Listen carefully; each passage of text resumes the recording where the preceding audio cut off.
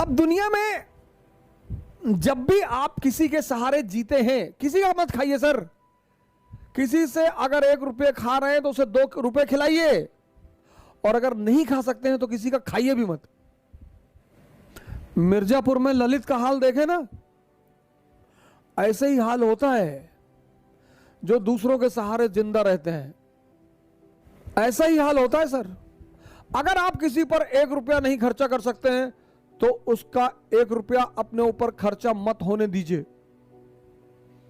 जब तक संभव हो दुनिया में किसी का एहसान मत लीजिए, नहीं तो कल आंख दिखाएगा तो आप गाली नहीं दे पाएंगे।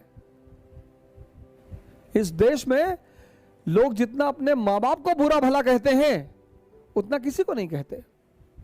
एक साहब एक बार मेरे पास आए, बोले हमारे मां बाप हमारे सबसे बड़े दुश्मन है। मैंने कहा क्यों?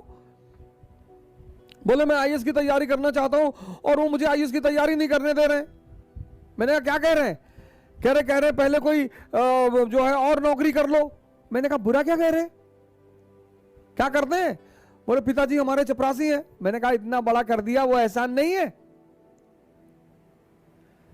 यही एक देश है जहां सांड को भी पाला जाता है। 30-30 साल के लोग मां बाप से खर्चा लेते हैं, और लड़कों को तो कोई हक नहीं है। 30 साल उम्र हो गई, पापा पैसा भेज रहे तैयारी करने के लिए, इनको बांध के मॉरिशस भेजो, साउथ अफ्रीका भेजो, इनसे बंधुआ मजदूरी कराओ। 30 साल, हद से हद 25 साल। आप 30 साल के हैं तो आपके फादर रिटायरमेंट के स्टेज पे पहुंच रहे हैं, बुजुर्ग हो रहे हैं। किसी का खाइए मत सर, बिल्कुल मत खाइए, नहीं तो किसी दिन किडनी मांग लेगा आपकी। खिलाएगा पिलाएगा, जूता पहनाएगा नाइक का, रेडॉस का। या नेता लोग क्या कहते हैं, भाई है हमारा। नेता के साथ जो 2-4 लोग टहलते हैं, कभी नेताजी से पूछे कि नेताजी ये कौन है? अरे हमारे भाई की तरह है। और किसी दिन ले आके ललित वाला हाल कर दिया। क्योंकि जब तक तुम कमजोर रहोगे तुम्हारा शोषण होगा।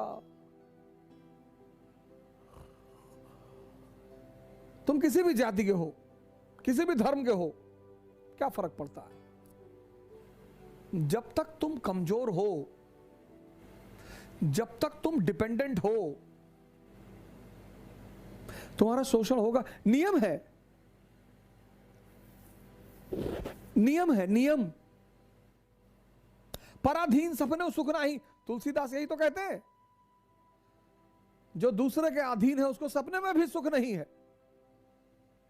पराधीन सपने सुख नहीं। एक पक्षी है रैवन, वो बाज के कंधे पे जाके बैठ जाता है, और बाज शाहीन, पक्षियों का राजा है शाहीन, शेर के मुंह से गोश्त निकाल लेता है। शेर जब उसकी आवाज सुनता है तो शेल्टर मांगने लगता है, भागने लगता है। उसके कंधे पे जाके रैवन नाम का पक्षी बैठ जाता है। तो पता है बाज क्या करता है? अपनी उड़ान बढ़ाने लगता है, उड़ान। और जैसे जैसे उसकी ऊंचाई बढ़ती रहती है, ऑक्सीजन लेवल कम हो जाता है, रैवन को भागना पड़ता है। अपनी ऊंचाई बढ़ाओ, इतनी बढ़ाओ कि जितने लोग तुम्हें दबाना चाहते हैं उनका दम घुटने लगे, वो खुद ही भाग जाएं। अपनी सारी ताकत अपने में लगाओ और अपनी ऊंचाई को इतना बढ़ाओ कि तुम्हारे जितने अगल बगल लोग भगवान के आशीर्वाद स्वरूप तुम्हारे पीछे पड़े हैं, उनका दम घुटने लगे। जय हिंद।